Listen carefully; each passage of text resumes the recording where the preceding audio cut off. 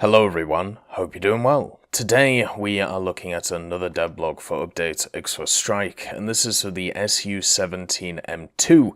This is going to be the first variable swept wing aircraft in the game, and obviously going to be in the Soviet tech tree. This is going to be at rank 6, it's going to also come after the Su-7s, which were added recently as of last year, and it's looking like a pretty interesting machine, not just because of its new mechanic, but also some of its secondary ordnance that it gets access to.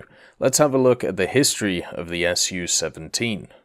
So the Su-17's roots are actually in one of the vehicles that we already have in game, the Su-7B, and the ideas behind the Su-7B was to try and create a fighter bomber and to be very successful at it, and generally it was a pretty good idea.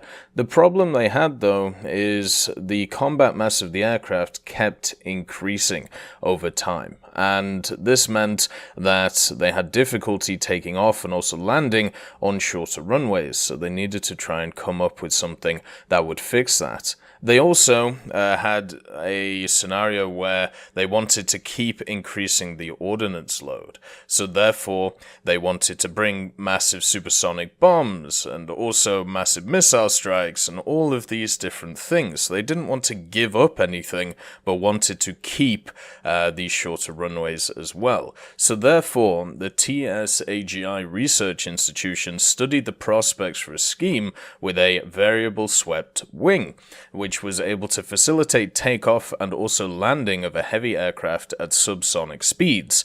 The study showed that when using the classical variable sweep scheme, the desired effect will not be achieved, even to the contrary, and the performance characteristics will significantly decrease. But they also found if only part of the wing is designed to swing, takeoff and landing will become noticeably easier, and flight characteristics at subsonic speeds would also increase greatly.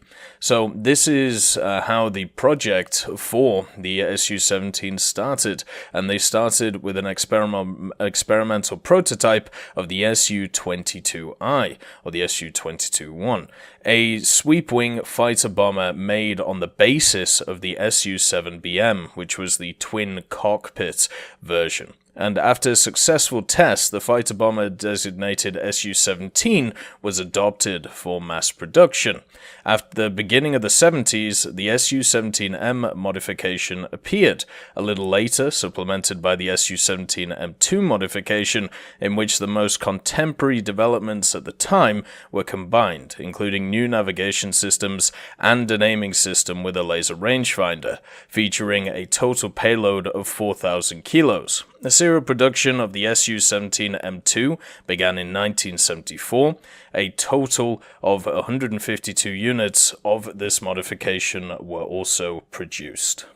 The Su-17M2 will be the first variable swept wing aircraft when it comes to War Thunder. I know a lot of people were looking forward to other swept wing aircraft, and I'm sure we'll see them in the future, but it is always lovely to see some new mechanics when it comes to the game. Over the last year or so, we've had a bunch of new mechanics being added, and also many older mechanics being completely revolutionized, and it just is nice to see more and more still being able to evolve in the game, and the Su-17 is obviously one of those. It is another aircraft which is definitely more of the fighter bomber role, but now it actually has access to some kind of insane weaponry when it comes to the air-to-air idea. One of the big issues that the Su-7 had is its air-to-air capabilities. It had to rely mainly on its speed instead of the weaponry, and generally at the BR that you find the Su-7 at, even nowadays with its reduced BR, missile combat is very apparent, and one of the things that the Su-7 didn't have was missiles. Now, the Su-17 comes in, and it was able, at least on the dev server, to be able to carry 4 R-60s, which are going to be incredibly powerful. If you've ever used the R-60 missile, the air-to-air IR-guided missile, you'll know how powerful this thing is, and that means that its air-to-air capabilities are massively improved over the Su-7 just by simply having those missiles attached. It also still has access to a ton of different ordnance cannons as well, 100 to 500 kilo bombs, S5, S8, S3, and also S24 rockets, and then guided missiles, just like we said, the R60s, the KH-23Ms, the KH-25s, and also the KH-29Ls. This thing is coming in with a ton of different munitions, and it's going to be incredibly popular when it comes to either ground or air combat, depending on where you want to actually use it. This is the first vehicle at high tiers which isn't a Phantom, which I feel like does have that capability of being good in either role, being good as a ground striker or being good as an air superiority machine, depending on what BR that they put it at, and also depending on how well the missiles are able to work. One of the issues it does have, though, when it comes to these large air-to-surface missiles, is you can't carry a lot of them. The KH-29L, which is a ridiculously large missile, actually has a high explosive warhead which weighs 317 kilos. The way it's set up on the dev server, and once again we talked about the evolution of certain mechanics, was it's a laser guided missile, and before, when it came to them, it just followed the center of your mouse. Now there is actually a little green circle which shows the laser pointing, and you have to line that up with whatever you're trying to hit. So now, with the evolution of the mechanic, with the fact that we're getting a much larger missile as well, there's going to be a lot of ground realistic battles where people go in and, they get a few kills, maybe get a cap, and then you just get donked by this massive missile. Now, you've got to understand that this missile is pretty cool, but at the same time, I don't actually think it's going to see a lot of use, just because it's only one singular ordnance option compared to a lot of other ones, which are around the place. The other part of this machine is its engine. Obviously, this machine can nearly reach Mach 2.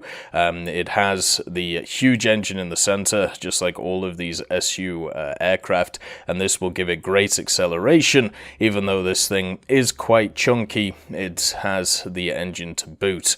It also has two 30mm autocannons as well near the center of the vehicle, basically on the inner wing.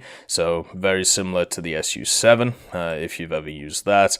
And generally, I feel like this is just going to be a very fun aircraft to use. Something that you can just use in many different ways. Something that you can go into a battle and understand that you don't have to play it a specific way. You can mold the battle to what you're doing instead of the battle molding you, which is incredibly important when it comes to War Thunder, especially at the higher echelons of the game.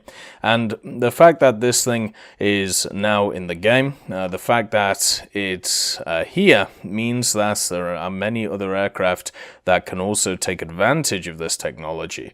And by the way, the technology itself did work on the second dev server. The variable swept wings did actually have an impact on the flight model, showing that, it would be very, very useful.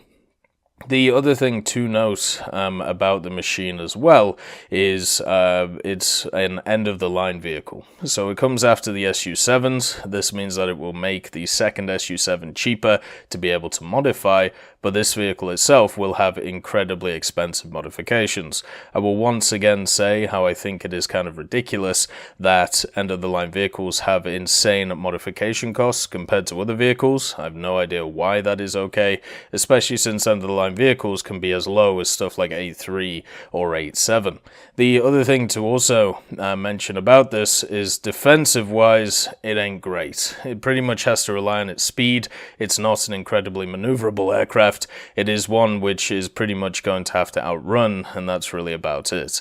It doesn't have access to flares, and since missile combat is the main form of combat at high tiers, you're going to end up in situations where you're just going to get missile and there's no not a lot you can do about it. And the problem with machines that have to rely on their speed is, what if you come up against something that is faster than you? You're just going to end up dying, and you're just going to have a bad time. Or what happens if you end up in a match where you have a ton of stuff which is quite maneuverable, and you're not able to get behind them, and you're not able to do anything to them? It's a kind of frustrating experience when it comes to high tiers, when you have a vehicle which is just designed for speed and nothing else. But luckily, at least the Su-17 does have a few more tricks up its sleeve with the missiles and also with the secondary ordnance. I'm very much looking forward to this machine, and hopefully, we can have some fun with it. It's definitely one that I will be trying to get when update Ixwa Strike comes out, just to give it a go overall. I hope you all have a wonderful day, and I'll see you next time. I'd just like to thank Teddy, John Ryman, Universe, Conte Baraka, Trigger Hippie, Eugens Terry, Ambrosius McClellan, Daniel Stanton, Martinez, B. Young, Hosest Kishol, Hans, Bareen, and Samuel Schlick for supporting the channel.